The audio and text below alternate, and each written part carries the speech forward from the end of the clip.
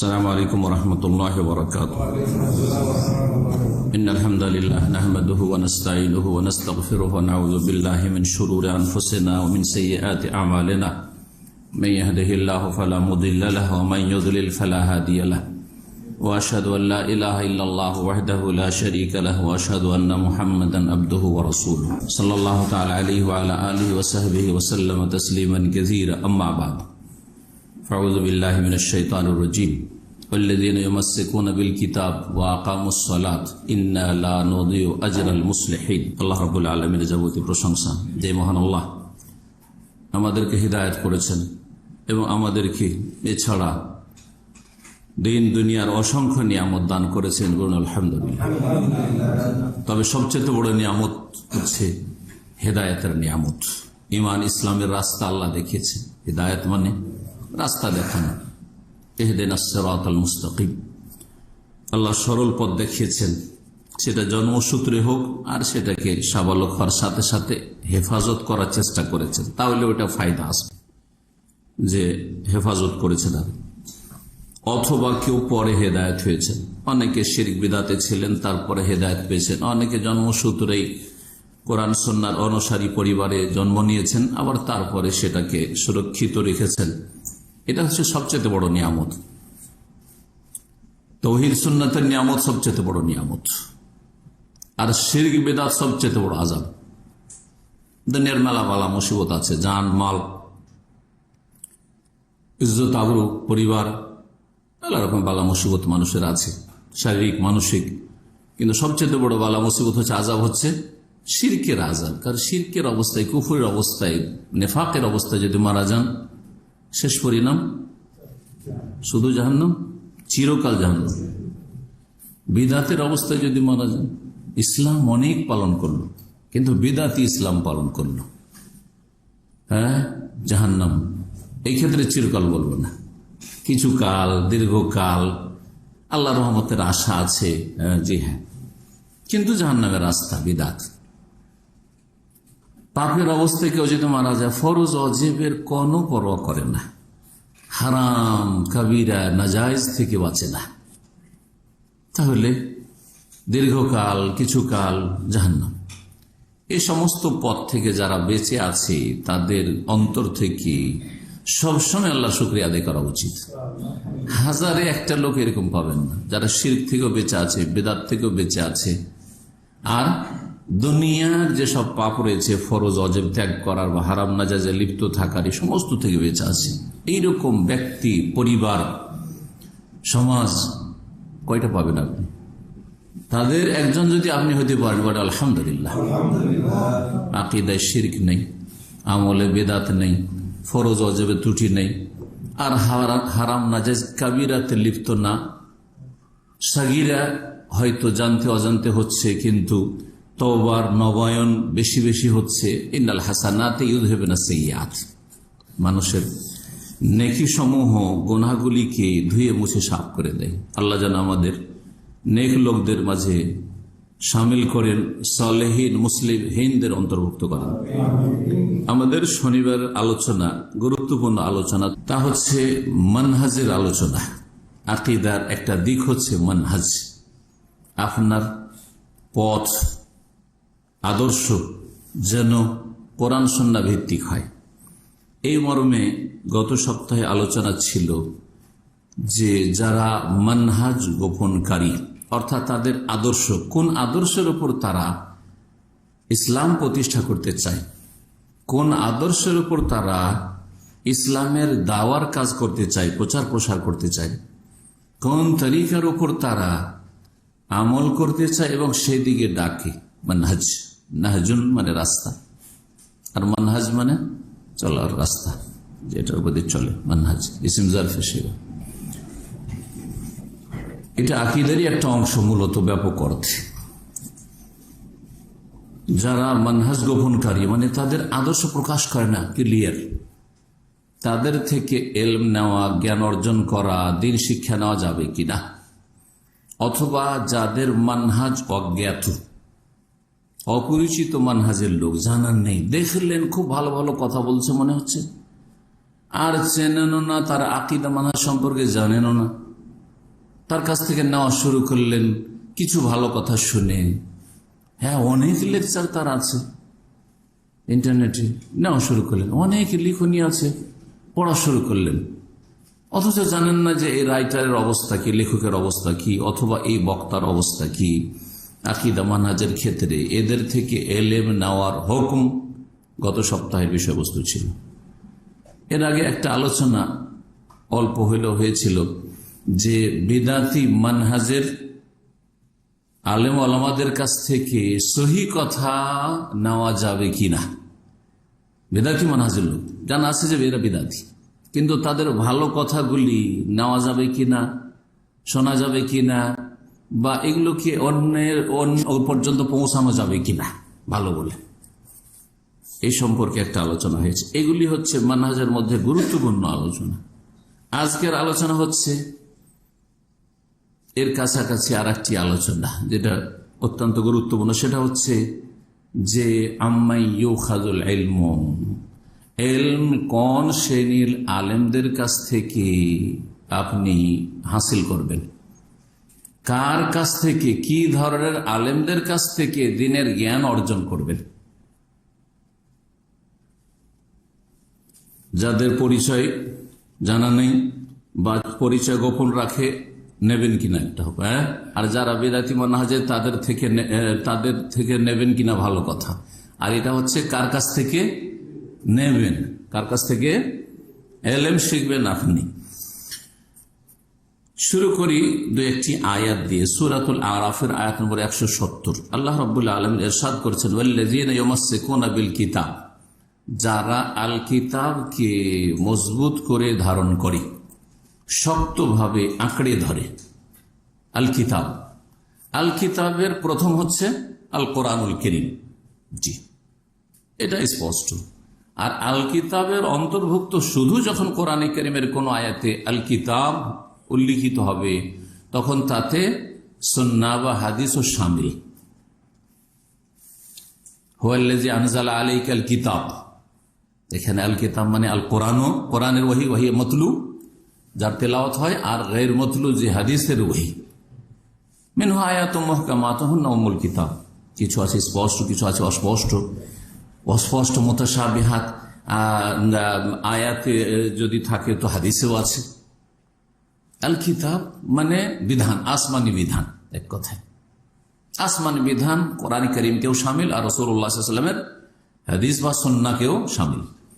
কিন্তু যেখানে আল কিতাবের সাথে আল হিকমা উল্লিখিত হয়েছে, হুয়াল্লাযী বা'আসা ফিল উম্মিয়িনা রাসূলাম মিনহুম ইয়াতলু আলাইহিম আয়াতিহি ওয়া ইউযাক্কিহিম ওয়া ইউআল্লিমুহুমুল কিতাবা ওয়াল হিকমা। এখানে আল কিতাব আর হিকমা যখন দুটো বলা হয়েছে, তো যারা গবেষক মুফাসসিরিন তারা বলেছেন আল কিতাব বলতে আল কোরআনুল কারীম, আল কিতাবুল আযীম, আর হিকমা বলতে আস-সুন্নাহ।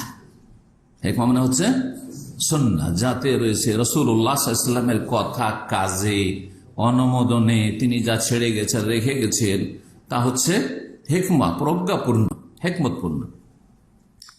তো যারা কোরআন এবং হাদিসকে এক কথায় আঁকড়ে ধরবে, আল কিতাব মানে এখানে যেহেতু শুধু আল কিতাবের কথা উল্লেখ হয়েছে, কোরআনও ধরতে হবে আর হাদিস আঁকড়ে ধরতে হবে। ওয়া আকামুস সালাতা, কোরআন এবং হাদিস আঁকড়ে ধরে আছে, সুতরাং দলিল ছাড়া আকীদার কথা বলে না, মানহাজের কথা বলে না, ইবাদতের কথা বলে না, হালাল হারামের কথা বলে না, ফতোয়া অমুক কিতাবে আছে বেশ না, কোন আয়াতের ভিত্তিতে, কোন হাদিসের ভিত্তিতে।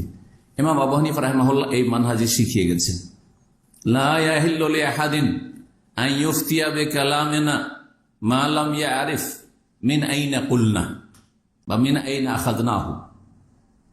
কোন মানুষের জন্য ফতোয়া দেওয়া হালাল নয়, বরং হারাম ফতোয়া দেওয়া, হারাম ফতোয়া দেওয়া। কতক্ষণ পর্যন্ত? মালাম ইয়ারিফ, যতক্ষণ পর্যন্ত না জানবে যে কোন আয়াত বা হাদিস দলিলের ভিত্তিতে আমি এই ফতোয়া দিয়েছি। তাহলে আপনাকে ফতোয়া দেওয়ার জন্য, মুফতি সাজার জন্য দলিল জানতে হবে, ফিকহ কিতাবের হাওয়ালা আর ফতোয়ার কিতাবের হাওয়ালা। অমুক ফতোয়ার কিতাব ফতোয়া আলমগীরিতে আছে, কাজী খানে আছে, বাজাজিয়াতে আছে, শামিয়াতে আছে। হ্যাঁ, যথেষ্ট না, দলিল জানতে হবে। এ হচ্ছে মুফতির কাজ। আর ফতোয়ার যদি নাকেল হন, নকল করেন, যে অমুক আলেম ফতোয়া দিয়েছেন নকল করলেন, সেটা আলাদা কথা। এটা অনেকটা নিরাপদ। যার ফতোয়াদের যোগ্যতা নাই, বড় বড় আলেমদের ফতোয়া নকল, শেখ বিন বাজ রাহমাহুল্লাহ এই বলেছেন, শেখ ইবনে উসাইমিন রাহমাহুল্লাহ এই বলেছেন, শেখ আলবানী এই বলেছেন, শেখ ইবনে তাইমিয়া রাহমাহুল্লাহ এই বলেছেন, অমুক এই বলেছেন, আবু হানিফা এই বলেছেন। কিন্তু সেটা ঠিক হইতে পারে, আবার ভুলও হইতে পারে, কারণ মানুষের কথা সেটা, রাসূলুল্লাহ সাল্লাল্লাহু আলাইহি ওয়াসাল্লামের কথা নয়। যদিও আশা করছি রাসূলুল্লাহ সাল্লাল্লাহু আলাইহি ওয়াসাল্লামের কথার কাছাকাছি হবে হয়তো, কিন্তু নাও হইতে পারে। যদি সবগুলি কথা আলেম ওলামাদের রাসূলুল্লাহর কথা হইতো, তাহলে ইখতিলাফই হইতো না, তাহলে কিছু ভুল অবশ্যই আছে। দলিল কাঁকড়ে ধরার পরে তার জীবনে যেন সততাও থাকে। আর মানব জীবনে সততার সবচেয়ে বড় প্রমাণ হচ্ছে সালাতের হেফাজতকারী হওয়া, নামাজের পাবন্দ হওয়া।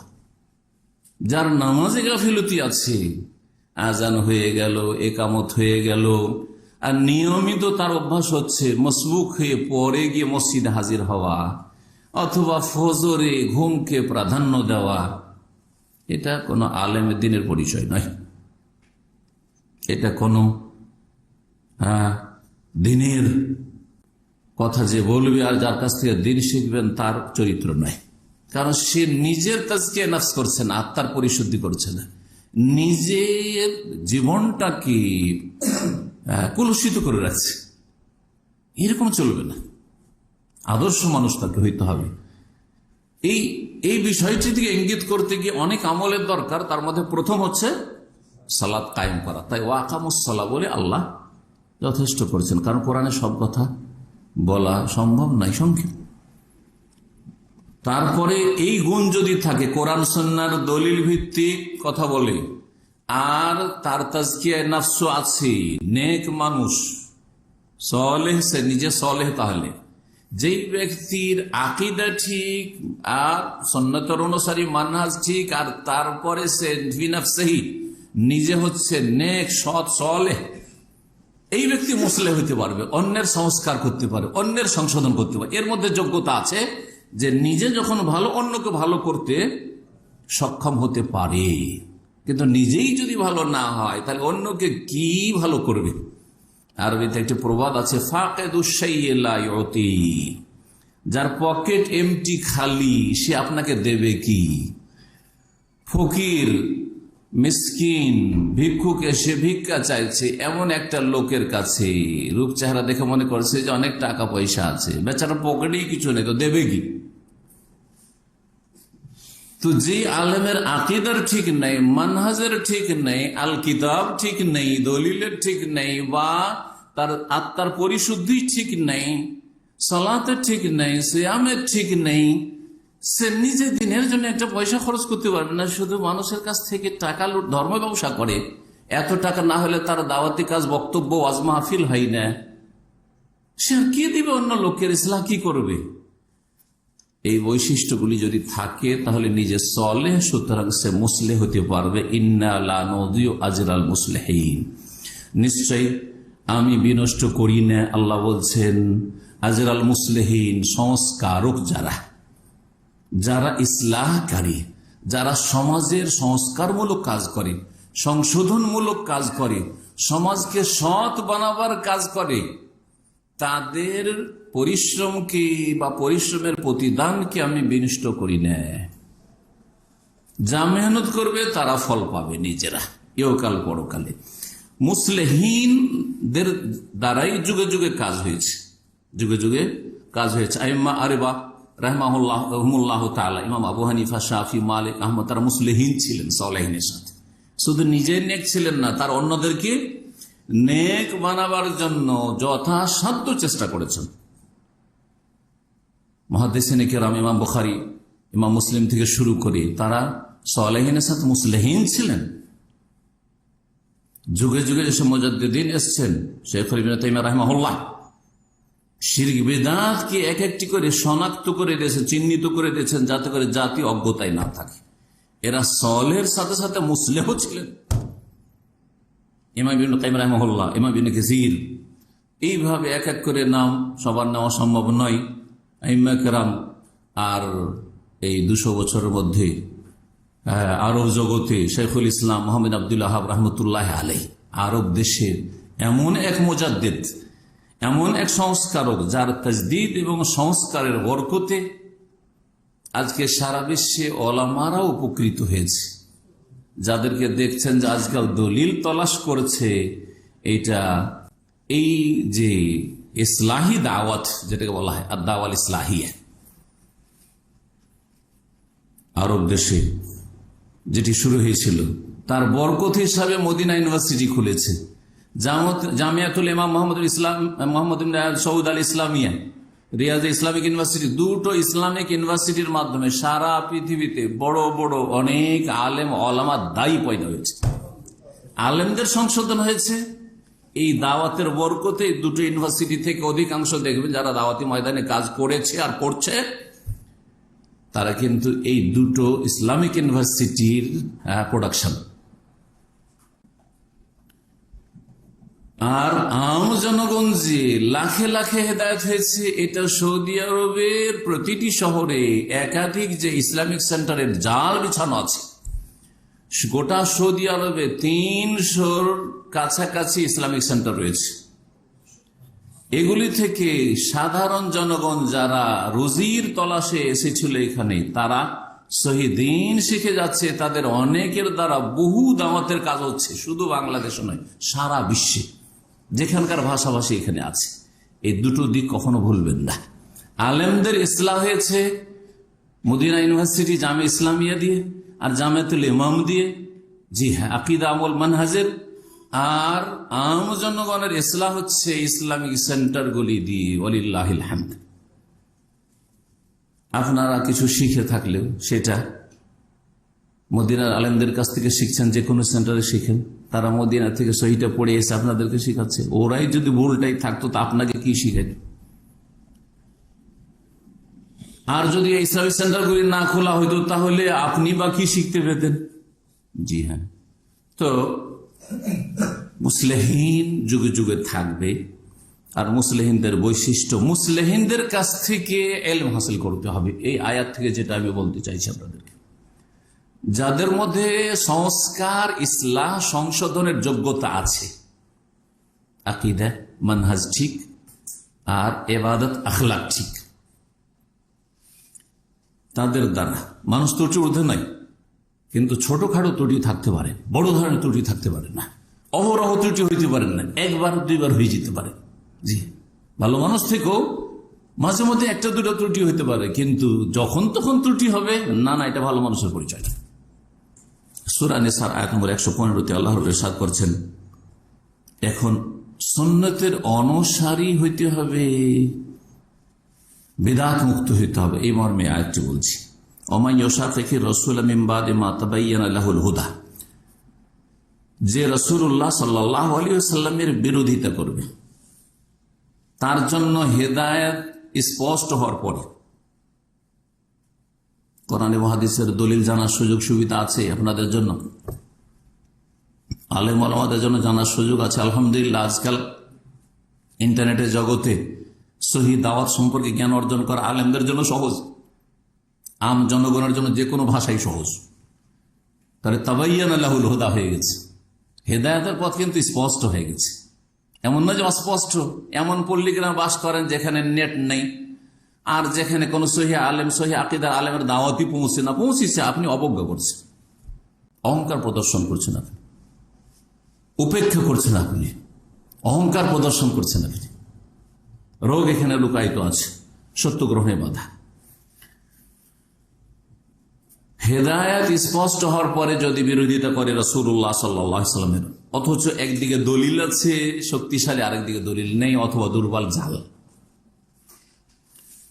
ওয়ায়াত্তাবি গায়রা সাবিলিল মুমিনিন, এবং অনুসরণ করে মুমিনদের রাস্তা ভিন্ন অন্য কোন রাস্তার, মুমিনদের রাস্তা ছাড়া অন্য কোন রাস্তার অনুসরণ করে। এই মুমিনিন কাদেরকে বলা হয়েছে? যেই সময় কোরআনে কারীম নাজিল হয়েছে সেই সময় যারা মুমিন ছিল তাদের নাম কি ছিল? সাহাবায়ে কেরাম। কারণ কোরআন নাজিল হওয়ার জামানায় যারা মুমিন ছিল সকলে কিন্তু সাহাবী। রাসূলুল্লাহ সাল্লাল্লাহু আলাইহি ওয়াসাল্লামকে এক নজরে যারা দেখেছে মোটামুটি সাহাবী, আর না হয়তো যদি একেবারে মরুভূমিত থাকে, তারপরে কোন সাহাবী গিয়ে তাদের কাছে দাওয়াত পৌঁছিয়েছে। এরা সাহাবায়ে কেরাম, তাবেঈন। জি হ্যাঁ, আর আরেকটি হাদিসের আলোকে তাবা তাবেঈন পর্যন্ত বলা যেতে পারে, কারণ এই তিনটি যুগে শিরক বিদআতের ফিতনা তেমন ছিল না। কিছু বিদআতের ফিতনা শুরু হলেও সামান্য ছিল, এত বেশি ছিল না, সামান্য কিছু ছিল। তো মুমিনদের রাস্তা বাদ দিয়ে অন্য রাস্তার অনুসারী যদি হয়, অর্থাৎ সাহাবায়ে কেরামদের এক নম্বরে রাসূলুল্লাহ সাল্লাল্লাহু আলাইহি ওয়াসাল্লামের রাস্তার বিরোধিতা, দুই নম্বরে হচ্ছে সাহাবায়ে কেরামদের আদর্শের বিরোধিতা যদি করে, তাহলে কঠোর শাস্তি রয়েছে। আল্লাহ বলেন যে তাদের ইবাদত নাই, নামাজ নাই, তারা বেদিন বিধর্মী নাস্তিক ছিল। নুয়াল্লিহি মা তাওয়াল্লাহ, যদি এইরকমটা হয় যে রাসূলুল্লাহ সাল্লাল্লাহু আলাইহি ওয়াসাল্লামের বিরোধিতা করলো, সাহাবায়ে কেরামদের বিরোধিতা করলো রাস্তার, তার নুয়াল্লিহি মা তাওয়াল্লাহ, যেদিকে ফিরবে সেদিকে ফিরিয়ে দেব, আল্লাহ স্বাধীন চলতে দেবেন। ওয়া নুসলিহি জাহান্নাম, আর শেষ পরিণামে জাহান্নামে ঢুকিয়ে দেব। ওয়া সাআত মাসীরা, আর জাহান্নাম হচ্ছে বড়ই জঘন্য নিকৃষ্ট প্রত্যাবর্তন স্থল, পরিণামের দিক থেকে খুব খারাপ জায়গা মসির। সুতরাং যার কাছ থেকে এলিফ শিখবেন সে যেন রাসূলুল্লাহ সাল্লাল্লাহু আলাইহি ওয়াসাল্লামের বিরোধী না হয়, অনুসারী হয়। সাহাবায়ে কেরামদের যুগে যে ইসলাম ছিল সেই ইসলাম বিরোধী তাদের মানহাজ না হয়, পথ না হয়। সাহাবায়ে কেরামদের যুগে মজহাবি কন্দল গোড়ামি ছিল না, যেটাকে আত-তাআসসুব আল মাযহাবি বলা হয়। মজহাব শিখার জন্য এলেম শিখেন, শিখার পরে যেটা সহি সেটা গ্রহণ করেন। আমিও হানাফি মজহাবের ফিকহ যথেষ্ট পড়েছি, হেদায়া পর্যন্ত এমন কোনো কিতাবই নাই যেগুলো পড়িনি। আবার হাম্বলি মজহাবেরও ফিকহ পড়েছি, আবার ফিকহে মুকারিন 4 মজহাবের ফিকহও পড়েছি। কিন্তু গ্রহণ কোনটা করি? যেটা রাসূলুল্লাহ সাল্লাল্লাহু আলাইহি সাল্লামের ছেড়ে যাওয়া দ্বীনের কাছাকাছি লাগে সেটা গ্রহণ করি। এটা একজন আলেমের চরিত্র হবে, সেই আলেম থেকে আপনি নেবেন। রয়েছে সুফিবাদের গন্ধ, পীর মুরিদের গন্ধ, অথবা রয়েছে রাজনৈতিক গন্ধ, এই জঘন্য রাজনীতির গন্ধ, যে ইসলামের পুরো বড় ইবাদতই হচ্ছে ক্ষমতা অর্জন করা। না না, তাদের কাছ থেকে এলেম নেবেন না। মানহাজের দুটো ভুল, সবচেয়ে বড় ভুল। ভারত উপমহাদেশে বিশেষ করে আর আরব দেশগুলিতে মিশর থেকে আসা ফিতনা গ্রাস করেছে অনেক আরবদেরকে। জি, সেটা এই দুটো বললাম। জি, যাদের মধ্যে সুফিয়ানা চরিত্র রয়েছে, গুরুবাদ রয়েছে, পীরতন্ত্র রয়েছে, কিছুটা থাকলেও মানহাজের ক্ষেত্রে গুমরাহ তারা। আর যারা বলছে যে এবাদতে কুবরা, বড় এবাদত হচ্ছে আল হুকুমাতুল ইলাহিয়া, ইলাহি হুকুমত কায়েম করা, তাদের মানহাজ হচ্ছে গুমরাহকারী মানহাজ। এই দুই মানহাজের আলেম থেকে কখনো এলম হাসিল করবেন না। না হইলে দুধের মধ্যে 2-4 ফোঁটা বিষ দিয়ে দিবে আর আপনার ইমানকে মেরে দেবে, আপনি বুঝতে পারবেন না। সবই তো দুধ, 1-2 ফোঁটা বিষ আছে, আপনি বুঝতে পারবেন যে এতে বিষ দেওয়া আছে? না, দুধই লাগছে। আল্লাহ যেন বুঝার তৌফিক দান করেন। সূরা বাকারা আয়াত 137, সেটাও বলে দিই, মানহাজের ক্ষেত্রে অত্যন্ত জরুরি বিষয়। আল্লাহ বলছেন ফাইন আমানু বিমিসলি মা আমানতুম বিহি, তারা যদি ঈমান নিয়ে আসে সেই রকমই যেরকম তোমরা ঈমান নিয়ে এসেছো। যখন কোরআন নাযিল হচ্ছে তোমরা ঈমান নিয়ে এসেছো, কারাকে সম্বোধন করা হচ্ছে? সাহাবীদেরকে। কারণ সাহাবীরাই তখন ঈমান নিয়ে এসেছেন, আমরা ছিলাম না, তাবেঈনরাও ছিলেন না, তাবা তাবেঈন ছিলেন, আবু হানিফা, শাফি, মালিক, আহমদও ছিলেন না। তোমরা যেমন ঈমান নিয়ে এসছো সেই রকম যদি তারা ঈমান নিয়ে আসে, মানে পরের লোকেরা ঈমান নিয়ে আসে, অন্যরা ঈমান নিয়ে আসে, এ সাহাবায়ে কেরামরা শোনো, ফাকাদ ইহতাদাউ, তাহলে হেদায়েত প্রাপ্ত হবে। তাহলে হেদায়েত প্রাপ্ত হবে। দেখেন কত স্পষ্ট করা হয়েছে। তাহলে আপনার আকীদা যদি সাহাবায়ে কেরামদের আকীদার সাথে মিলে, আল্লাহ কোথায়? সর্বত্র বিরাজমান। মুমিনের কলবে কলবে, 7 আসমানের উপর সমস্ত সৃষ্টির ঊর্ধ্বে আরশে আজিমে। এটা হচ্ছে সাহাবায়ে কেরামদের আকীদা। আপনার মুরব্বীদের আকীদা, আপনার আকীদা যদি থাকে যে যত কল্লা তত আল্লাহ, মানে কল্লাতে কল্লাতে আল্লাহ আছে, কলুবুল মুমিন আরশুর রহমান, তোমরা অথবা এগুলো নিয়ে বাড়াবাড়ি করতে নাই। আরে আকীদার বিষয় নাকি বাড়াবাড়ি হয়ে যায়। এরাও কিন্তু গুমরা মানহাজের লোক, এরা মাঝামাঝি পথ নিতে চায়। জি, এইরকম এক শ্রেণীর লোকেরা নিজেদেরকে সহি আকীদা বলে চালিয়ে দিচ্ছে, তাদের থেকে বেশি সতর্ক সাবধান হইতে হবে। আরে আল্লাহ কোথায়, এগুলো নিয়ে দরকারটা নেই। দেশে পাপে ভরে গেল, এ হয়ে গেল, সে হয়ে গেল। হ্যাঁ, মদ আর জুয়া নজরে আসছে, কিন্তু কবর মাজার পূজা নজরে আসে না, পীর পূজা নজরে আসে না, শিরক বিদআত নজরে আসে না। সেগুলি অপরাধ নয়, যেগুলি সবচেয়ে বড় অপরাধ সেগুলি তাদের কাছে অপরাধী না। এদের কাছ থেকে ইলম নেওয়া যাবে না। হেদায়েত পেতে হলে সাহাবায়ে কেরামদের মতো ঈমান হইতে হবে। কোয়ালিটির ক্ষেত্রে, স্ট্যান্ডার্ড খেতে হবে না, কিন্তু সেই তরিকার ঈমান হইতে হবে, সেই পথের আপনাকে মুমিন হইতে হবে। ওয়াইন তাওয়াল্লাউ, আর তারা যদি ফিরে যায়, অন্য কোন রাস্তা দিয়ে যদি ইসলাম প্রতিষ্ঠা করতে চায়, ফাইন্নামাহুম ফি শিকাক, তাহলে তারা শিকাক, ফাটলের মধ্যে রয়েছে, ভাঙনে নিমজ্জিত রয়েছে। ভাঙন ছাড়া কিছুই পাবেন না, ভাঙনের ভাঙন, মায়ের উপরে মায়ের, ভাঙনের ভাঙন চলতেই থাকবে।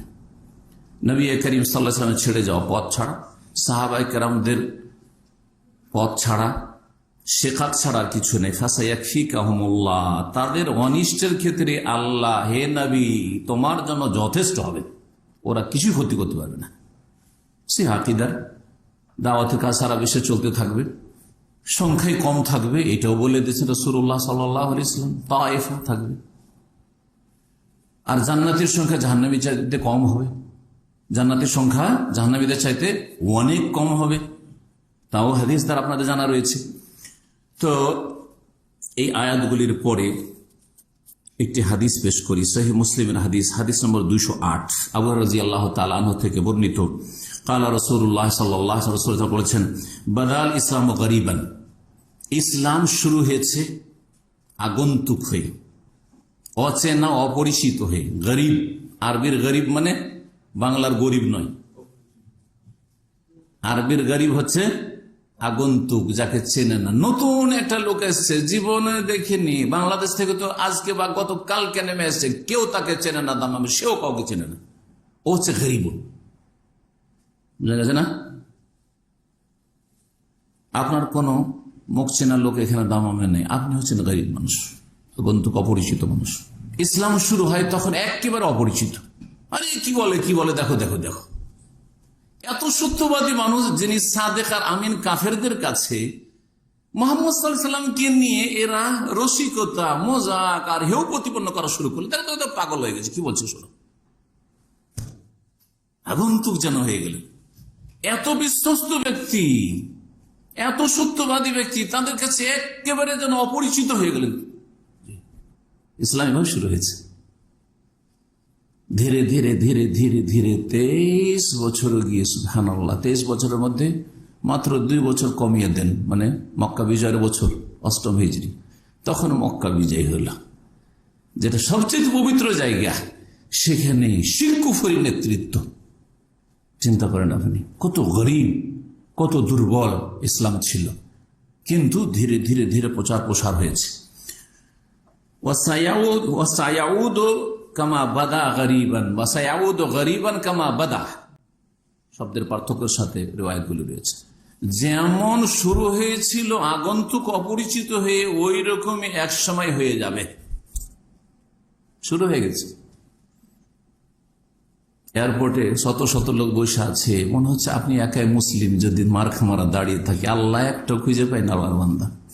জানি না আপনার লাগে কি লাগে না, আমি এদিক সেদিক খুঁজতে থাকি যে কি জানি দিনই কোনো ভাই একটা আল্লাহর বান্দা, রূপ চেহারাটা তো চিনতেই পারি না, তারপর আশা করছি যে ইনশাআল্লাহ আল্লাহর কোনো বান্দা আছে হয়তো।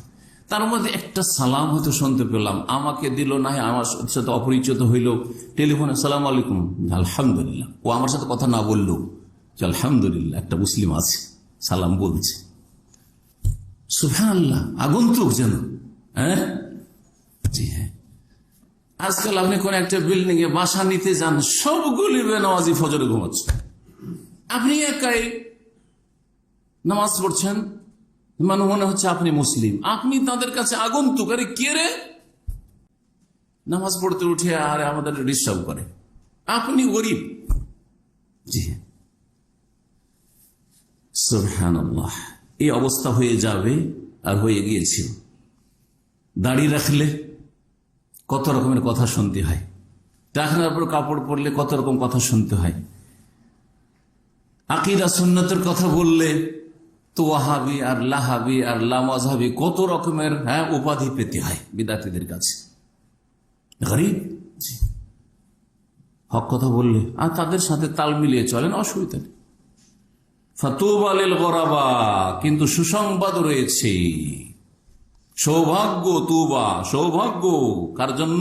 গোরাবা, আগন্তুক অপরিচিতদের জন্য, তাদের জন্য সৌভাগ্য রয়েছে জান্নাতের, তাদের জন্য রাসূলুল্লাহ সাল্লাল্লাহু আলাইহি ওয়াসাল্লামের শাফাআত রয়েছে, তাদের জন্য হাউজে কাউসারের পানি রয়েছে, তাদের জন্য লাহুমুল বুশরা ফিল হায়াতিদ দুনিয়া ফিল আখিরাহ, ইহকাল পরকালে সুসংবাদ রয়েছে। আল্লাহ কোরআনে বলেছেন, এর হচ্ছে আউলিয়াউল্লাহ।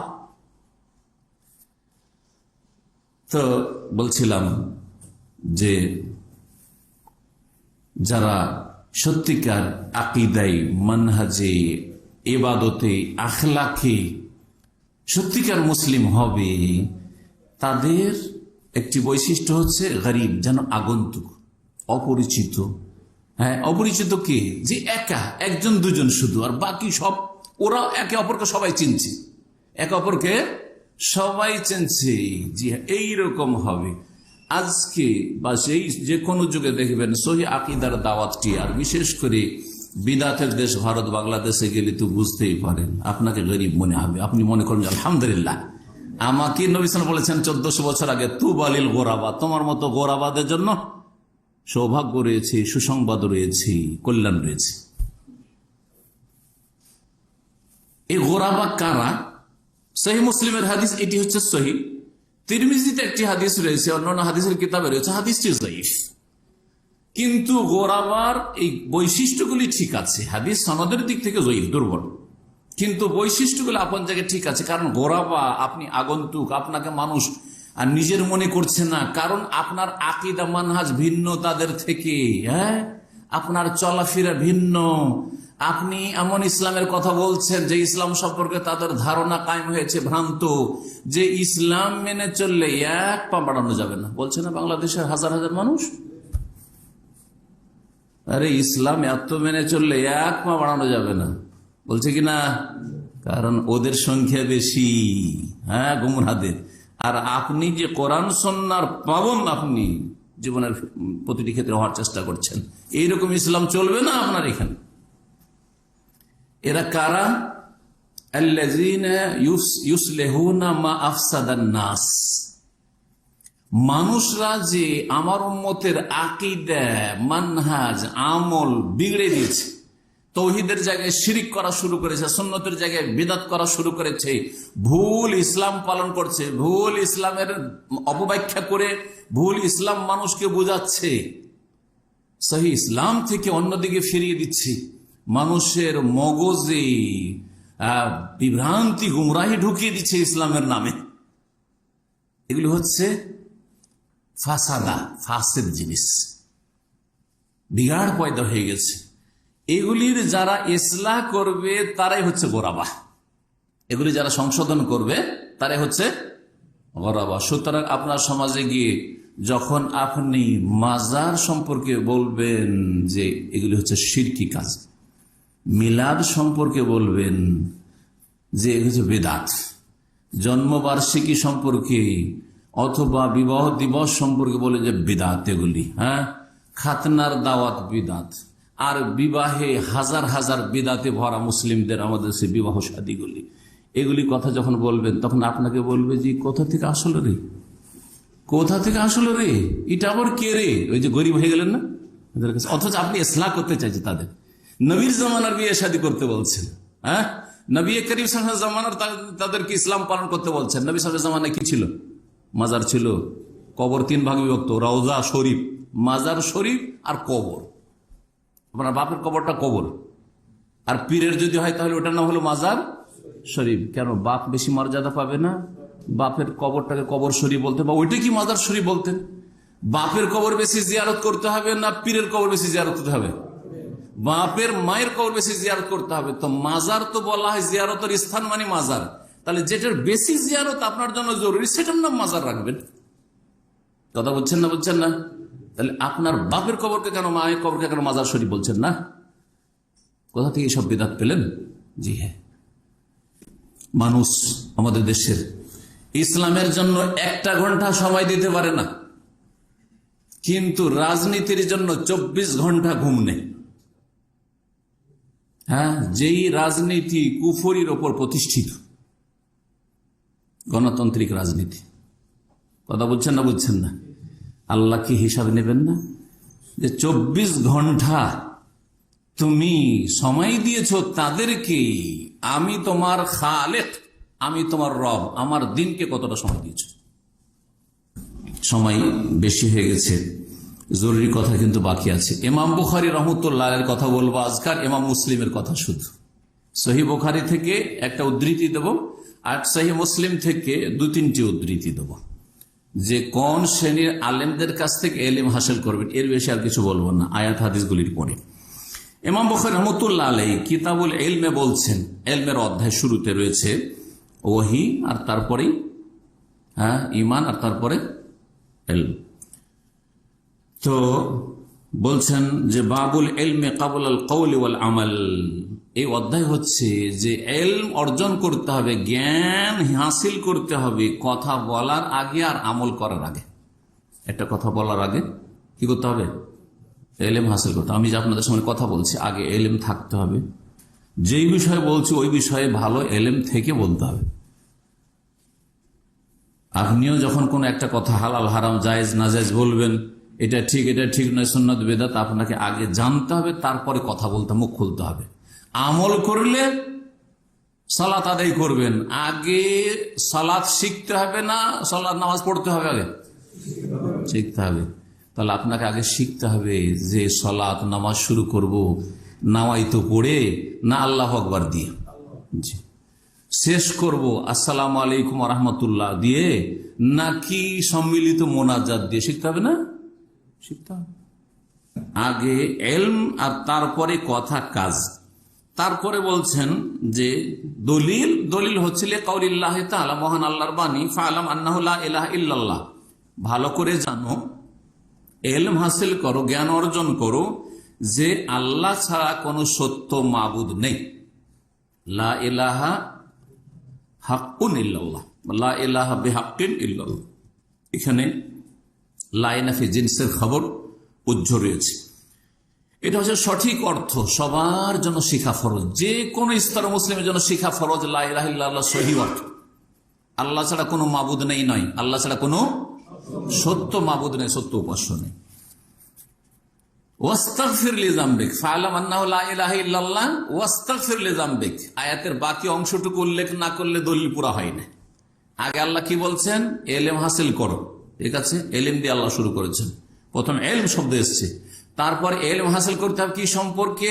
লা ইলাহা ইল্লাল্লাহ সম্পর্কে, তাওহীদ সম্পর্কে। তাহলে আকীদার জ্ঞান আগে হাসিল করতে হবে। যখন আপনার ইলম হয়েছে আকীদা মানহাজ সম্পর্কে, তখন ওয়াস্তাগফির লিযামবিক, ইস্তেগফার করা, আকীদা না আমল? আস্তাগফিরুল্লাহ, আস্তাগফিরুল্লাহ, আস্তাগফিরুল্লাহ, আল্লাহ তুমি মাফ করে দাও, এটা আকীদা না আমল? আমল। তো আমল পরে, আগে আস্তাগফিরুল্লাহ আল্লাহ উল্লেখ করেননি, পরে। দলিলটা ভালো করে বুঝে নেন কিন্তু। আগে তাওহীদের জ্ঞান, ফাআলাম আন্নাহু লা ইলাহা ইল্লাল্লাহ, ইলম হাসিল করো, আর তারপরে আমল করো, ওয়াস্তাগফির লিযামবিক। আর গুনার ইস্তিগফার, ক্ষমা পাওয়ার জন্যই সালাত আদায় করা, নামাজ পড়া। গুনাহ থেকে অব্যাহতির জন্যই সিয়াম পালন করা, যাকাত দেওয়া, হজ করা, উমরা করা, নেক আমল করা, যতগুলি ফরজ নফল আমরা আমল করছি, কিসের জন্য? যাতে আল্লাহর কাছে নাপাক অবস্থায় না যেতে হয়, গুনাহ থেকে মুক্ত হয়ে যেতে পারি। ইমাম বুখারী বলছেন ফাবাদা বিল ইলমি, আল্লাহ ইলম দিয়ে শুরু করেছেন, তারপরে আমল। তারপরে বলছেন ওয়ান্নাল ওলামা হুম ওয়ারাসাতুল আম্বিয়া, ওলামারাই হচ্ছেন নবীদের উত্তরাধিকারী। কিন্তু ওলামা কোরআন সুন্নাহর হইতে হবে, তাহলে নবীর উত্তরাধিকারী। নবী করিম সাল্লাল্লাহু আলাইহি ওয়াসাল্লাম পীর মুরিদি ছেড়ে গেলেন, আর আপনি পীর মুরিদির শিক্ষা দিচ্ছেন। নবী করিম সাল্লাল্লাহু আলাইহি ওয়াসাল্লাম যে ইসলামটার উপর সাহাবায়ে কেরামদেরকে ছেড়ে গেছেন, সেই ইসলাম ছাড়া অন্য ইসলামের কথা বলবেন, তাহলে আপনি ওয়ারিস কি করে হলেন? আলেম মানে শুধু আমাদের সমাজে যাদেরকে আলেম বলা হয় সেই আম্বিয়ার ওয়ারিস না, না, না। নবী সাল্লাল্লাহু আলাইহি ওয়াসাল্লামের ছেড়ে যাওয়া এলেমের প্রচার প্রসার যদি করে, তাহলে ওয়ারাসাতুল আম্বিয়া। তারপরে ওই হাদিসটি লম্বা বর্ণনা করেছেন, সময়ের স্বল্পতার জন্য হাদিস আর বলছি না। তারপরে বলেছেন যে এলেমের এত গুরুত্ব, আমলের চেয়ে বেশি গুরুত্ব এলেমের। আমল করলে আমলকারীর ফায়দা, আমি আমল করলাম, কার ফায়দা? আমার। কিন্তু এলেম শিখলে আমারও লাভ হইল আর আপনাদেরও লাভ হচ্ছে। আমার কাছে এলেম না থাকলে আমি আপনাদের এখানে এসে বসতেই পারতাম না। কথা ঠিক কিনা? এলেম দিয়ে ডবল লাভ, নিজের লাভ, অপরের লাভ। লাজেম মোতাদ্দি, জি হ্যাঁ, লাজেম আমার ফায়দা হইল, মোতাদ্দি মানে আপনাদের কাছে ফায়দা পৌঁছিল। আর বিগ্রামার দিয়ে বুঝাইলাম আপনাদেরকে, ফিল লাজেম আর ফিল মোতাদ্দির। জি, এই জন্য সত্যিকার অর্থে আল্লাহকে ভয় করি। ইন্নামা ইয়াখশাল্লাহ মিন ইবাদিহিল উলামা, এই আয়াত উল্লেখ করেছেন বুখারী। সত্যিকার অর্থে যে ভয় করে আল্লাহর বান্দাদের মধ্য থেকে কারা? জ্ঞানীরা, ওলামারা, যার যত বেশি জ্ঞান আছে। কি সম্পর্কে জ্ঞান আছে? তিনটি মূলনীতি মনে রাখবেন এই ক্ষেত্রে।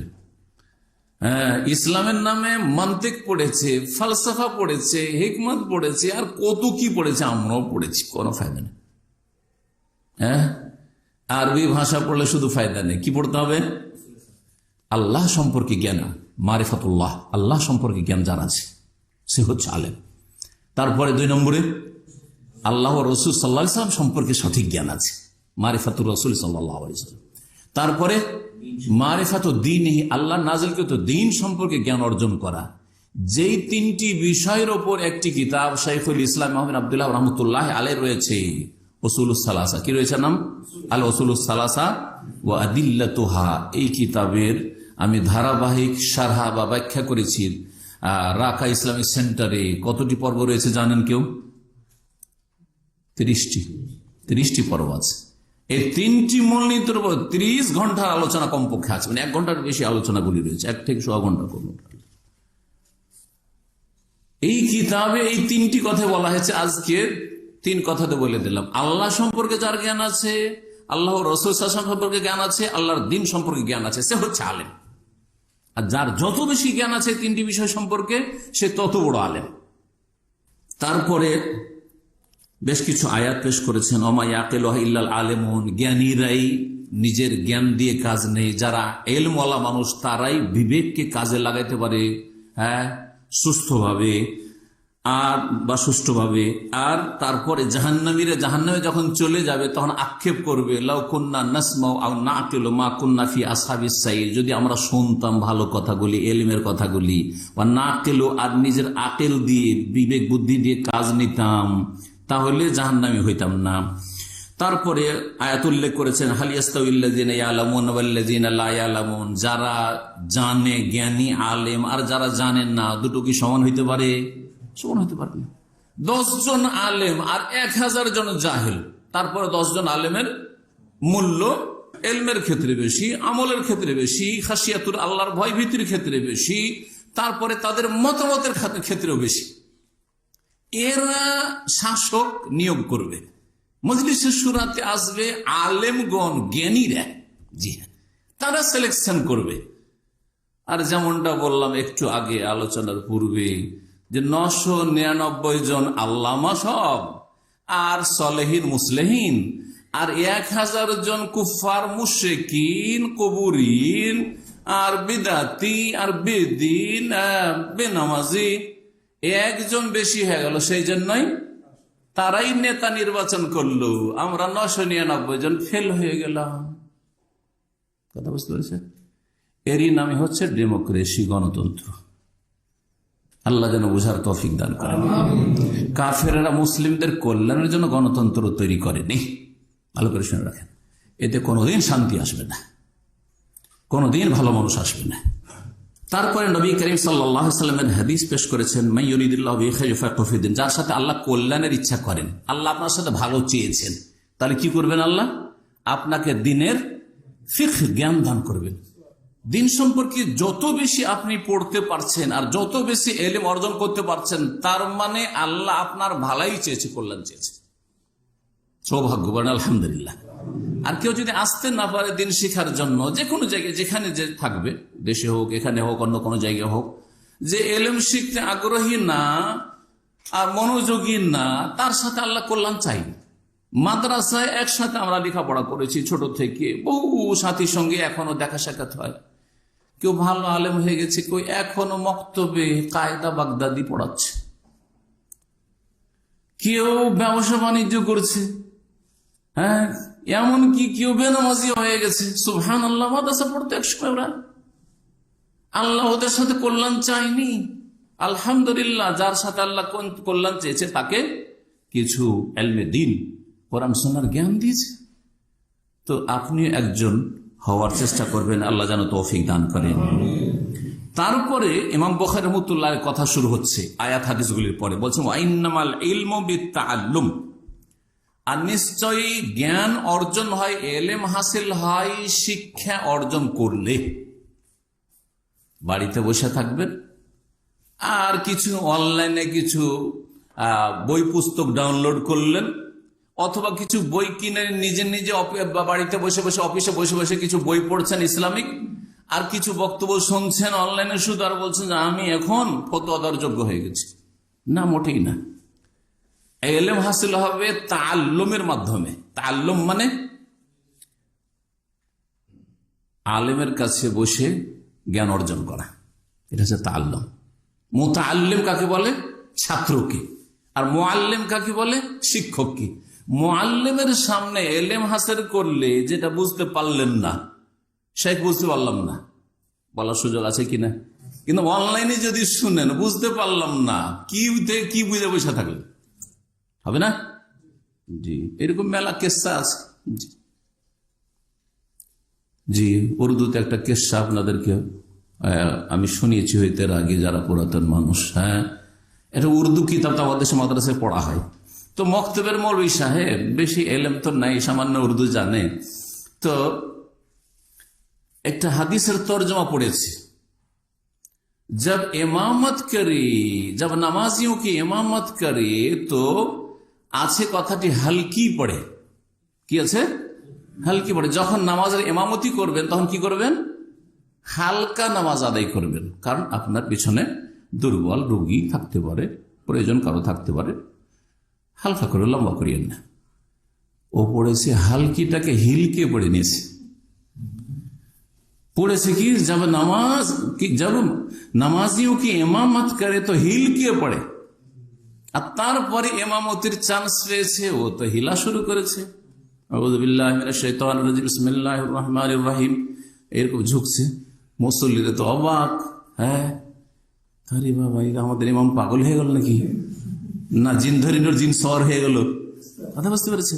জি হ্যাঁ, এরকম মেলা কিস্সা আছে। এই জন্য উসুলে হাদিস, মুস্তালাহুল হাদিসের কিতাবে ইমাম সৈয়দ রহমতুল্লাহ আলাইহি উল্লেখ করেছেন, ইমাম ইবনে সালাহ উল্লেখ করেছেন, হাফিজ হাজার রহমতুল্লাহ আলাইহি উল্লেখ করেছেন। এই কথাগুলি এই মুস্তালাহুল হাদিসের কিতাবাদিতে রয়েছে, আমরা হাদিস ফ্যাকাল্টিতে পড়েছি। তাতে একটা উক্তি আছে, মান কানা শাইখুহু কিতাবুহু, মান কানা শাইখুহু কিতাবুহু কাল্লা সওয়াবুহু ওয়া কাসরা খাতউহু বা খাতাউহু। যার শেখ হবে কিতাব অথবা অনলাইনের কিছু লেকচার সামান্য, ওর এলেমের দৌড় হচ্ছে কতটুকু? কোন একটা কিতাব ধরে নিয়েছে, পড়েছে, ওইখান থেকে ওইটাই হচ্ছে তার ওস্তাদ। অনলাইনে কিছু পড়েছে অথবা কিছু শুনেছে, সেটাই তার ওস্তাদ।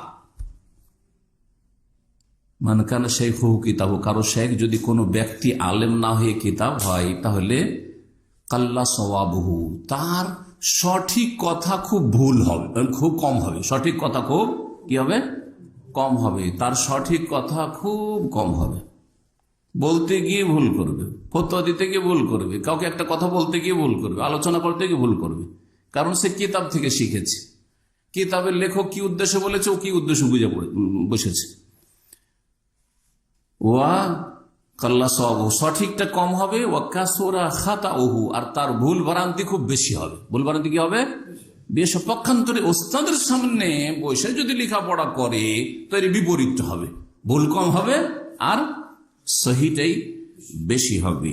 এই জন্য ইমাম বুখারী বলছেন এলেম শিখতে হবে তাআল্লুমের মাধ্যমে। ইমাম বুখারী কোথাকার লোক চিন্তা করেন, হ্যাঁ, উজবেকিস্তান থেকে, বোখারা সামারকান্দ থেকে সফর করে বাগদাদ, ওখানে আলেমদের কাছ থেকে ইলম হাসিল করলেন।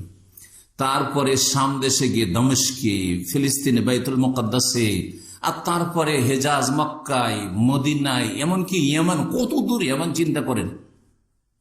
কোথায়? বোখারা সামারকান্দ একবার সুদূর উত্তরে, সেখান থেকে দক্ষিণাঞ্চল একেবারে সে সানআ, ইয়েমানের রাজধানী, ওখানে সে আব্দুর রাজ্জাক সানআনী রাহমাতুল্লাহ ইমাম, তার কাছ থেকে ইলম হাসিল করেছেন। তারপরে ইমাম বুখারী হয়েছেন। এমনি তো হয়েছে। তো ওস্তাদের কাছ থেকে কি করতে হবে? ইলম শিখতে হবে, ক্লাসে আসতে হবে। আমি অনলাইনে ওখানে লাইভ শুনে নিচ্ছি, আর লাইভ শুনলে কি শুনলেন আপনি? কি বলতে কি শুনে বললেন আপনি? হ্যাঁ, কোনখানে একটা কথা অস্পষ্ট ছিল, অথবা কি হয়েছে, হয়তো বলতে গিয়ে ভুল হয়েছে, ওইটা গিয়ে আপনি ঠিক মনে করে নিলেন, হতে পারে না। তারপরে ইমাম বুখারী রাহমাতুল্লাহ আলাইহি যে বিষয়টি উল্লেখ করেছে, ইন্নামাল ইলমু বিত-তাআল্লুম, এই কথাটি একটি রিওয়ায়াতে রয়েছে। ইমাম দারাকুতনী রাহমাতুল্লাহ আলাইহি তার আফরাদ নামক কিতাবে উল্লেখ করেছেন আবু হুরায়রা থেকে আর আবু দারদা থেকে, ইন্নামাল ইলমু বিত-তাআল্লুম, ইলম হাসিল হয় কিসের মাধ্যমে? শিক্ষা অর্জন, ওস্তাদের কাছে বসে শিক্ষা অর্জনের মাধ্যমে। আর মানুষ সহিষ্ণু হয়, ধৈর্যশীল কেমন করে হইতে পারে? অনেকে কিন্তু অধৈর্য। ধৈর্যশীল হবে বিত-তাআল্লুম, ধীরে ধীরে এটার অভ্যস্ত হওয়ার কারণে অভ্যস্ত হইতে হবে ধৈর্য ধরার ক্ষেত্রে। ওয়ামাইয়াতাহাররাল খায়রা ইউতাহ, আর যে কল্যাণ সন্ধান করবে তাকে কল্যাণ দেওয়া হবে। ওয়ামাইয়াত্তাকিশ শাররা ইউকাহ, আর যে অনিষ্ট থেকে বাঁচতে চাইবে তাকে আল্লাহ বাঁচাবেন বা বাঁচানো হবে। এই উক্তিটি বা এই হাদিসটি আল্লামা আলবানী হাসান বলেছেন সহিহুল জামের 2328 নম্বর, সিলসিলা সহিহ 342 নম্বর। ইলম হাসিল হয় ওস্তাদের কাছ থেকে শিখে। এখন ইমাম মুসলিম রাহমাতুল্লাহ আলাইহি এর কথা বলবো, তার আগে এই কথাগুলি পেশ করলাম কেন? মানহাজের ক্ষেত্রে কার কাছে ইলম হাসিল করবেন? তাহলে এমন ওস্তাদের কাছ থেকে ইলম হাসিল করবেন, এমন দায়ী বা শেখের কাছ থেকে ইলম হাসিল করবেন যেই ব্যক্তি ভালো আলেমদের কাছ থেকে ইলম হাসিল করেছে আকীদা, আমল, মানহাজের ক্ষেত্রে। আর একজন জেনারেল শিক্ষিত, সে কিছু ইসলাম স্টাডি করেছে, আর স্টাডি করার পর লেকচার দিতে শিখেছে, আর তারপরে তার অনেক ফলোয়ার হয়ে গেছে, আপনি তার ফ্যান হয়ে গেছেন, ভক্ত হয়ে গেছেন। আরে না না, আইএ বিএ পাশ করার পর ইসলামের উপর কলম ধরলো, লিখতে শুরু করলো, আর সেই ব্যক্তি কি হয়ে গেল? বিশাল একজন ইসলামের স্কলার হয়ে গেল। তার ওস্তাদ কি? কলেজ ইউনিভার্সিটিতে যেখানে সহশিক্ষা হয় সেখানে সে আইএ অথবা বিএ পাশ করেছে, বিএ ফেল। জানা আছে অনেকে এইরকম। আর তাদেরকে মনে করছে যে তারা যে ইসলাম এক্সপ্লেন করেছে, ব্যাখ্যা করেছে, সেটা সঠিক ইসলাম। মোটেই না। বড় একজন এইরকম ইসলামিক স্কলার, যার অনেক ভক্ত রয়েছে, তার সাবজেক্ট হচ্ছে আপনার ইকোনমি, অর্থনীতি সম্পর্কে লেখাপড়া করেছে। আর তারপরে একটু ইসলামিক মন মেজাজ তৈরি হলো, ইসলামের উপর কলম ধরে লিখতে শুরু করলো, পাশ্চাত্য সভ্যতার অসারতা সম্পর্কে লিখতে শুরু করলো, আর তারপর ইসলামের কিছু গুণগান লেখা শুরু করলো, কিছু বই লিখলো, আর তার সাথে ইসলামের ব্যাখ্যা করতে গিয়ে দিল একবারে রাজনৈতিক ব্যাখ্যা, পলিটিক্যাল এক্সপ্লেনেশন ইসলামের, ভুল ইসলামের দিকে আপনাকে নিয়ে চলে গেল। এদের কাছ থেকে ইলম হাসিল করলে হবে? জি।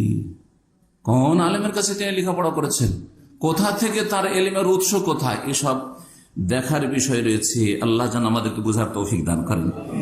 ইমাম মুসলিম রাহমাতুল্লাহ আলাইহি কি বলছেন তার মুকদ্দমা? ইমাম মুসলিমের যে সহিহ মুসলিম, তার ভূমিকা খুব লম্বা ভূমিকা আছে, আর ভূমিকার আরবিগুলো খুব একবারে হার্ড আরবি। অনেক ওস্তাদরা পড়াইতে গিয়ে হিমশিম খায়, এত শক্ত আরবিতে ভূমিকাটা ওনার আছে। তো এই ভূমিকাতে বেশ গুরুত্বপূর্ণ কিছু কথা রয়েছে হাদিস সম্পর্কে, এলেম হাসিল করা সম্পর্কে, কার কাছ থেকে এলেম নেবেন, কি করবেন, এই বিষয়গুলিতে দু তিনটি কোট করব আপনাদের জন্য। বলছেন এই অধ্যায় কায়েম করাটা হচ্ছে ইমাম নবী রহমতুল্লাহ আলাই। ইমাম মুসলিম কোনো অধ্যায় কায়েম করেননি, কিন্তু ইমাম নবী রহমতুল্লাহ আলাই সেই মুসলিমটা ব্যাখ্যা বিশ্লেষণ করতে গিয়ে, ভাষ্য লিখতে গিয়ে তিনি দেখলেন যে জনগণ তো বুঝবে না, এমনকি মাঝারি আপনার আলেম ওলামারাও বুঝবে না যে কি সম্পর্কে বলতে চাইছেন হাদিসগুলি, সুতরাং একটা করে চ্যাপ্টার কায়েম করে দিই বা অধ্যায় কায়েম করে দিই। বলছেন বাবু বায়ান আন্নাল ইসনাদ মিনাদ-দ্বীন, এই অধ্যায় হচ্ছে এ সম্পর্কে যে সনদ, যে কোনো হাদিসের সনদ বা সূত্র হচ্ছে দ্বীনের অন্তর্ভুক্ত। বিনা সনদে, বিনা দলিলে, বিনা সূত্রে কোনো কথা নেবেন না। আপনাকে রাস্তাতে একজন বলল যে শেখ মতিউর রহমান এরকম বলেছে, তাই নাকি, চরম অন্যায় কথা বলেছে, নিয়ে উড়ে গেলেন আপনি। হ্যাঁ, সনদ, ওই লোকটা কেমন, ওই লোকটার আমার সম্পর্কে কেমন ধারণা আছে, সে কি আমার সেন্টারে এসে নিয়মিত ক্লাস করে, সে কি আমার কথাটি ঠিকভাবে বুঝেছে, কিচ্ছু দেখার বিষয় নেই। তাহলে আপনার সনদই ঠিক নেই, ঠিক না? এই জন্য আজকাল সাংবাদিকতার ক্ষেত্রে কি বলা হচ্ছে, সাংবাদিকতার ক্ষেত্রে বলা হচ্ছে যে বিশ্বস্ত সূত্রে জানা গেছে, আবার বলা হয়েছে, দুটো পার্থক্য আছে না? জি, আপনারা এই ভাষাটা বুঝছেন, কথিত আছে, বুঝছেন, কথিত আছে। তো কথা হচ্ছে যে কার কাছ থেকে দিন শিখছেন আর কার মাধ্যমে শিখছেন, এটা হচ্ছে দিনের অন্তর্ভুক্ত। আর হাদিস যখন বর্ণনা করবেন বা নেবেন আপনি, তখন নির্ভরযোগ্য সেকা, যারা বিশ্বস্ত বর্ণনাকারী, তাদের কাছ থেকে নেবেন। জয়ীফ, দুর্বল, স্মৃতিশক্তির ক্ষেত্রে, আখলাক চরিত্রের ক্ষেত্রে, এবাদতের ক্ষেত্রে, আকিদার ক্ষেত্রে জাহমির কাছে, রাফেজির কাছে, আপনি মুতাজিলার কাছে, খারিজির কাছে হাদিস নিচ্ছেন না, না, না। ওয়ান্না জারহার রওয়াতে বিমা হুয়া ফীহিম জায়েজুন, আর বর্ণনাকারীদের সমালোচনা করা, কাউকে কাজ্জাব বলা, অমুক রাবী মিথ্যুক ছিল, অমুক ছিল দাজ্জাল ছিল, অমুক ছিল সাইয়ুল হেব, স্মৃতি শক্তি একেবারে খুব খারাপ ছিল, অমুক কানা ইয়াকযিব, মিথ্যা বলতো, অমুক ওয়াহিন একেবারে বেকার লোক ছিল, কারণ তার মধ্যে এই দোষ ছিল। এগুলি করাটা কি বলছেন জায়েজুন, শুধু জায়েজ নয়, বলছেন বল ওয়াজিবুন, বরং ওয়াজিব, কখনো কখনো ফরজ। যদি না বলেন তাহলে কি হয়ে যাবে, মানুষ গোমরাহ হয়ে যাবে, গোমরাহ হয়ে যাবে। যদি একটু তদন্ত করে না দেখেন, আমার নামে কেউ চালিয়ে দিল, ধরেন যে শেখ মতিউর রহমান বলেছে যে জাদু দিয়ে জাদুর চিকিৎসা করা যাবে, এটা কিছুদিন আগে এরকম ভাইরাল হয়েছে, জাদু দিয়ে জাদুর চিকিৎসা করা যাবে। একজন দায়ী আমাকে টেলিফোন করে জিজ্ঞেস করছে, বুঝলেন না, তা আমি তো এভাবে বলিনি। হ্যাঁ, জাদু দিয়ে জাদুর চিকিৎসা করা যাবে, তাহলে আপনি যদি ওইটাই নিয়ে ওড়েন তাহলে তো একেবারে গোমরাহ হয়ে গেছে, জাদু দিয়ে শিরক কুফরি কাজ করা যাবে। হ্যাঁ, বলছেন যে জারহা করা মানে সমালোচনা করা বর্ণনাকারীর বা কোন আলেমের ধর্মীয় ক্ষেত্রে, দুনিয়ার ক্ষেত্রে না। আমার আখলাক চরিত্রে যে দোষ থাকে তো ব্যক্তিগত বলবেন আমাকে, আমার ইবাদতের ত্রুটি থাকে, আমলের ত্রুটি থাকে, তো ব্যক্তিগত বলবেন আপনি, মানুষের কাছে বলে লাভ নেই। কিন্তু যদি আমার কথাগুলি যে রেকর্ড হচ্ছে অথবা মানুষ শুনছে, এগুলিতে যদি ত্রুটি থাকে, তাহলে আমারও সংশোধন করবেন আর জাতিরও সংশোধন করবেন, জরুরি। দুটোতে পার্থক্য আছে, কারণ আমাকে শুধু ঠিক করে হবে না, জাতির লোক যে আমার ভুল কথা শুনে গোমরাহ হয়েছে, বুঝছেন না? জি হ্যাঁ। ও আন্নাহু লাইসা মিনাল গীবাতিল মুহাররামা, এগুলি হারাম গীবত না, বাল হুয়া মিন নাযাব আনি শরিয়াতিল মুকাররামা, বরং মুকাররম শরীয়তের পক্ষ থেকে ডিফেন্স করা, প্রতিরক্ষা করা, এটা হারাম গীবত নয়। যদি বলেন যে অমুকের বক্তব্য শোনা যাবে না, অমুকের কেতাবাদি পড়া যাবে না, এটা হারাম গীবত নয়, যদি তার আকীদা মানহাজে গলদ থাকে, বিভ্রান্তি থাকে, বরং এটি হচ্ছে আল্লাহর দ্বীনের পক্ষ থেকে প্রতিরক্ষার ব্যবস্থা করা, মানুষ যেন গোমরাহ না হয়ে যায়। এখন প্রখ্যাত তাবেঈ ইমাম মুহাম্মদ বিন সিরিন রাহমাতুল্লাহ আলাইহির দুটি বা তিনটি উক্তি আপনাদের সামনে পেশ করব। ওয়ান মুহাম্মদ ইবনে সিরিন বলছেন কাল ইন্না হাযাল ইলমা দীনুন, এই ইলমটা হচ্ছে মানে ইসলামের জ্ঞান হচ্ছে দীনুন, দিন। ইসলাম সম্পর্কে যে জ্ঞান অর্জন করছেন এটা হচ্ছে কি দিন, দুনিয়া নয়। ফানজুরু আম্মান তাখুযুনা দীনাকুম, সুতরাং একটু গভীরভাবে চিন্তা করে দেখো যে কার কাছ থেকে তোমরা দিন নিচ্ছ, শিখছো। তার আকীদা কি, তার মানহাজ কি, তার আখলাক কি, তার আমল কি, তার শিক্ষাগত যোগ্যতা কি। আমার মতোই একটা গুতরা দেখলেন, রুমাল সুন্দর, আর আমার চাইতে বড় বড় দাড়ি দেখলেন, আর আমার চাইতে ভালো বাংলা জানে, ভাষাও খুব সুন্দর, আর তার ফতুয়া, আর আপনি মদিনার বড় বড় ভারে আলেম অথবা সৌদি আরব বড় বড় আলেম আলমা রয়েছে, তাদের ফতুয়াকে ভুল বলে দেখেন, হ্যাঁ উনিও তো একজন আলেম বলছে, বরবাদ হয়ে যাবেন আপনি। বোঝা গেছে কিনা? এই ইলম হচ্ছে দিন, দিনের ব্যাপার এটা। সুতরাং কার কাছ থেকে দিন শিখছো একটু চিন্তা করে দেখিও, চিন্তা করতে বলছে। তাহলে সবার কাছ থেকে দিনের ইলম নেওয়া যাবে, দুনিয়ার ইলম নেওয়া যাবে। কম্পিউটার শিখবে, ড্রাইভিং স্কুলে ড্রাইভিং শিখতে গেছে, ফাসেক শিখাচ্ছে, মোকা সিগারেটে গন্ধ, আর ভাষা খুব খারাপ, একটু ভুল করলে গাল দিচ্ছে। আমাদের এক ভাই একজন আলেম ড্রাইভিং শিখতে গেছে, ওই খোবারি রেল সেন্টার, অনেক আগের কথা বলছে, দিয়েছে এক চড়, ভুল করছে তখন দিয়েছে এক চড়, একবারে চরিত্র খারাপ। ওর কাছ থেকে ড্রাইভিং শিখতে যাচ্ছেন দুনিয়া, কিন্তু দিন শিখতে যাবেন চরিত্রহীনের কাছে। হ্যাঁ, আর যদি আকীদারহীন হয় তাহলে তো আরো মারাত্মক ব্যাপার। মুকদ্দমা সহিহ মুসলিম প্রথম খণ্ড 33 পৃষ্ঠায় রয়েছে। ইবনে সিরিন রাহমাতুল্লাহ থেকে দ্বিতীয় রিওয়ায়াত বলছে লাম ইয়াকুনু ইয়াসআলুনা আনিল ইসনাদ, সাহাবায়ে কেরামদের যুগে সনদ জিজ্ঞাসা করা হইতো না। প্রথম দিকে কার কাছ থেকে শুনলেন এই কথা বলা হইতো না। আবু হুরায়রা যদি বলেন কালা রাসূলুল্লাহ সাল্লাল্লাহু আলাইহি সাল্লাম, আবু বকর ওমর শুনছেন, মেনে নিতেন। জি, আব্দুল্লাহ ইবনে উমর, জাবের, কেউ বর্ণনা করছেন, কোন একজন সাহাবী, যে কোন সাহাবী বর্ণনা করছেন, সাহাবীরা বলতেন এই তুমি কার কাছে শুনেছো? তুমি রাসূলুল্লাহর সঙ্গে ডাইরেক্ট শুনেছো না ইনডাইরেক্ট? মাঝখানে আর কোন সাহাবী আছে নাকি? লাম ইয়াকুনু ইয়াসআলুনা আনিল ইসনাদ, সনদ সম্পর্কে সাহাবারা পরস্পরকে জিজ্ঞাসা বাদ করতেন না। ফালামা ওয়াকাতিল ফিতনা, তো কিন্তু যখন ফিতনা শুরু হয়ে গেল, এই ফিতনা বলতে সিফফিনের যুদ্ধকে বোঝানো হয়েছে। ফিতনা বাইনাল মুসলিমিন, মুসলিমদের মাঝে আপোষের লড়াইকে কি বলা হয়? ফিতনা বলা হয়। ফিতনার অনেকগুলি ব্যাখ্যা, অনেকগুলি ক্ষেত্র, প্রয়োগের ক্ষেত্রে একটি গুরুত্বপূর্ণ ক্ষেত্র হচ্ছে মুসলিমে যদি মারামারি হয়, এটা হচ্ছে ফিতনা, বড় ফিতনা, বড় ফিতনা এটি। জি হ্যাঁ, ওর চেয়ে বড় ফিতনা শিরক। জি, যখন ফিতনা শুরু হলো, মানে এইদিকে মুআবিয়া রাদিয়াল্লাহু তাআলার দল, এইদিকে আলী রাদিয়াল্লাহু দল, সিফিনের যুদ্ধটা হয়ে গেল, সাবাইদের ষড়যন্ত্রে এরকম হয়ে গেল, আর ওখান থেকে এক দল বেরিয়ে গেল, সেটা আর এক গোমরাহ দল, খারেজি, ফতোয়া দিল, বড় মুফতি সেজে গেল। আলী কাফের, মুআবিয়া কাফের, আমর বাস কাফের, সব কাফের। হ্যাঁ, মানুষের বিচার কেন মানলো? সুতরাং কাফের। এই আন্দোলন শুরু করলো,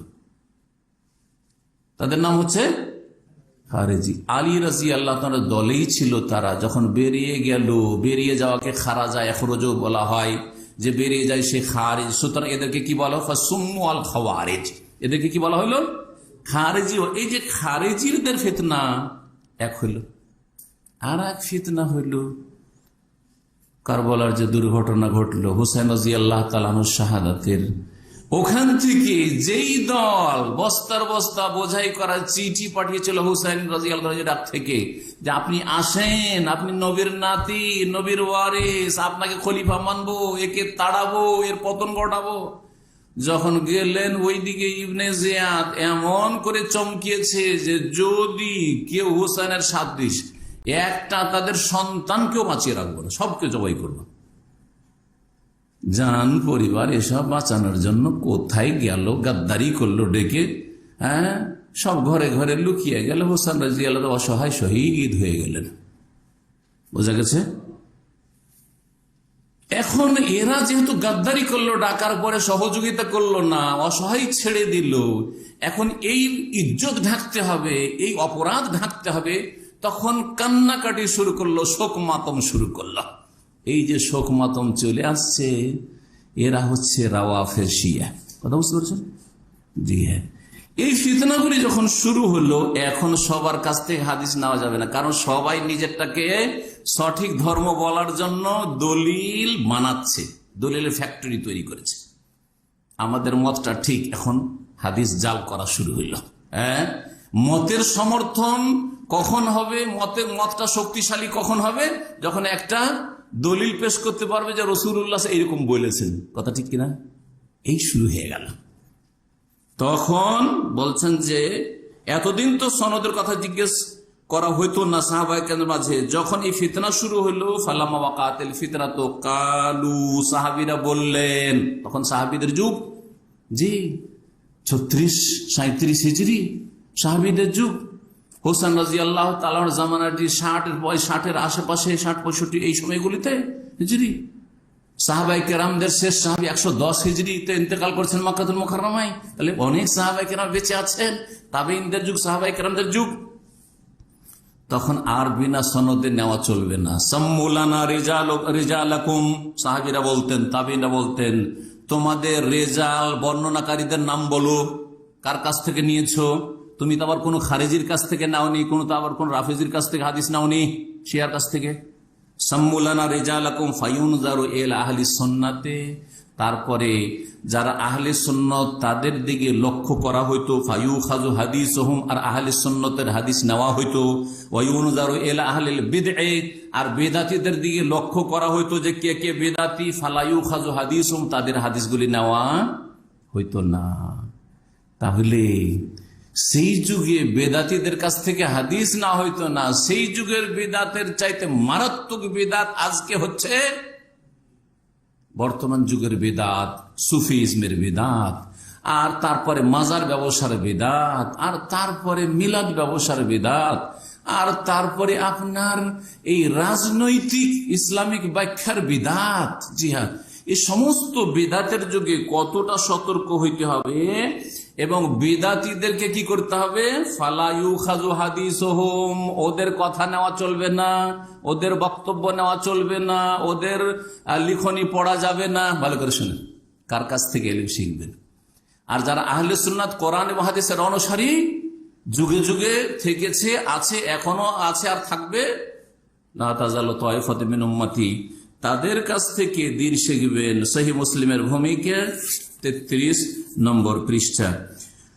শেষখানে একটি উক্তি বলে শেষ করে দিচ্ছি, এটি আলোচনা শেষ, লম্বা হয়ে গেল। আব্দুল্লাহ মুবারক, প্রখ্যাত মুহাদ্দিস, ইমাম বুখারী রহমতুল্লাহ আলাইহির একটি লাকাব ছিল, উপাধি ছিল হাদিসের ক্ষেত্রে, জানেন? আমিরুল মুমিনিন ফিল হাদিস, হাদিসের তিনি আমিরুল মুমিনিন।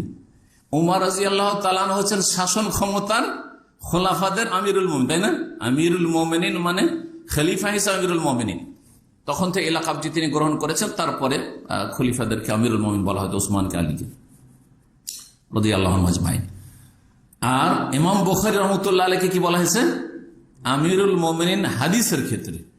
ইমাম বুখারী রহমতুল্লাহ আলাইহির ওস্তাদ শিক্ষক হচ্ছেন আব্দুল্লাহ বিন মুবারক, তাকেও বলা হয়েছে আমিরুল মুমিনিন ফিল হাদিস। ভালো করে শুনুন। 1 বছর তিনি হজ করতেন, আর অনেক পয়সার মালিক ছিলেন, শত শত মানুষকে হজ করাতেন নিজের খরচে, শান্ত করে নিজে। আর 1 বছর জেহাদে হুদুদ, বর্ডার এলাকায় যেতেন জেহাদ ফি সাবিলিল্লাহর জন্য। সেই যুগের খলিফাদের নেতৃত্বে জেহাদে যেতেন, মুফতি হয়ে নিজেই জেহাদের ঘোষণা করতেন না। আজকালকার জঙ্গিদের মানহাজ থেকে সাবধান, তারা নিজেরাই জেহাদ জেহাদ জেহাদ করে ঘোষণা করে। জেহাদের ঘোষণা সেই যুগের গুনাহগার যারা ছিল, খলিফা উমাইয়া যুগের, বা আব্বাসী যুগের, তাদের যুগে, তাদের নেতৃত্বে জিহাদ করেছেন আব্দুল্লাহ বিন মুবারক রহমতুল্লাহ আলাইহি, জিহাদের ময়দানে গিয়ে। জি, তার একটি উক্তি বলে শেষ করছি। তিনি বলছেন, ইয়াকুল আল ইসনাদু মিনাদ দ্বীন, সূত্র বা সনদ হচ্ছে দ্বীন, ইসলামের অন্তর্ভুক্ত। সনদ ছাড়া দ্বীন ইসলাম টিকবে না। সূত্র ছাড়া, রেফারেন্স ছাড়া, বরাত হাওয়ালা ছাড়া এমনি ধর্মের কথা বলতে থাকবেন, চলবে না। এটা দ্বীনের একটি গুরুত্বপূর্ণ দিক হচ্ছে কি? সনদ, সূত্র। কোন সূত্রে এই কথাটি বলছেন, কোন দলিলের ভিত্তিতে আপনি বলছেন। তারপরে বলছে ওয়ালাউলাল ইসনাদ, যদি কোরআন এবং হাদিসের জন্য বা মাসলা মাসাইলের জন্য সনদের বিষয়টি না থাকতো, লাকালা মানসা মাশা, তাহলে যে যা চাইতো বলতো, যে যা চাইতো বলতো। আল্লাহ রসুলের নামে বলে দিল কালা রসুল্লাহ সাল্লাম, সামেত রসুল্লাহ সাল্লাম, হ্যাঁ রাইতো রসুল্লাহ, আমি দেখেছি, আমি শুনেছি, আল্লাহ নবী বলেছেন ইত্যাদি, অমুক সাহাবী করেছেন। সনদ বলো, তোমার কার কাছ থেকে তুমি শুনেছো, তোমার ওস্তাদ কার কাছ থেকে শুনেছে, তারা কেমন, তদন্ত করতে হবে। বলছেন আল ইসনাদ মিনাদ দ্বীন, সনদ হচ্ছে দ্বীনের অন্তর্ভুক্ত। যদি সনদ ছেড়ে দেন, সনদবিহীন আপনি ধর্ম গ্রহণ করেন, লাকালা মান শাআ মা শাআ, তাহলে যে যার ইচ্ছা, যেমন ইচ্ছা, যা বলার ইচ্ছা বলতে থাকবে। আজকে আমাদের দেশে স্বাধীন দেশ, কি হচ্ছে, বাক স্বাধীনতার নামে শিরকের মাহফিল হচ্ছে, বিদাতেরও মাহফিল হচ্ছে, আর গুমরাহিরও মাহফিল হচ্ছে।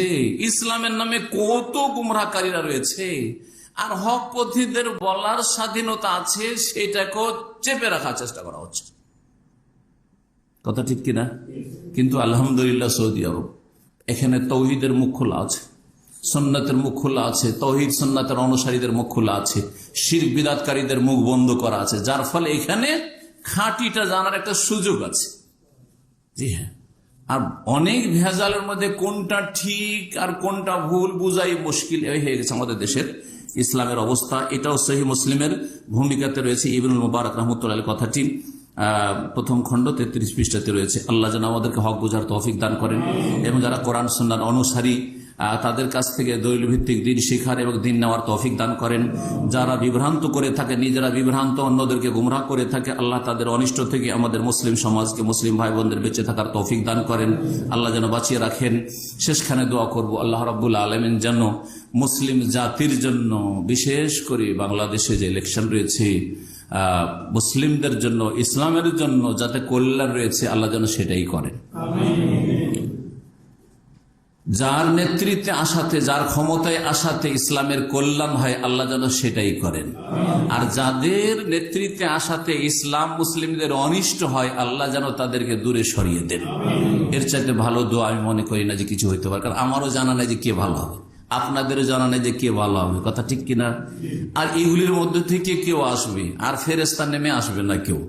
সুতরাং এইটুকু দোয়া করতে থাকবেন, তাহাজ্জুদে এই যে দিনগুলি চলছে দোয়া করবেন, আল্লাহ যেন আমাদেরকে সৎ নেতৃত্ব দান করেন, যেই নেতৃত্বের মাধ্যমে ইসলামের খেদমত হয়, মুসলিমদের খেদমত হয়, দেশের খেদমত হয়, ইসলাম এবং মুসলিমেরা শক্তিশালী হয়। সুবহান রাব্বিকা রাব্বিল ইজ্জাতি আম্মা ইয়াসিফুন ওয়া সালামুন আলাল মুরসালিন ওয়াল হামদুলিল্লাহি রাব্বিল আলামিন। জাযাকুমুল্লাহ।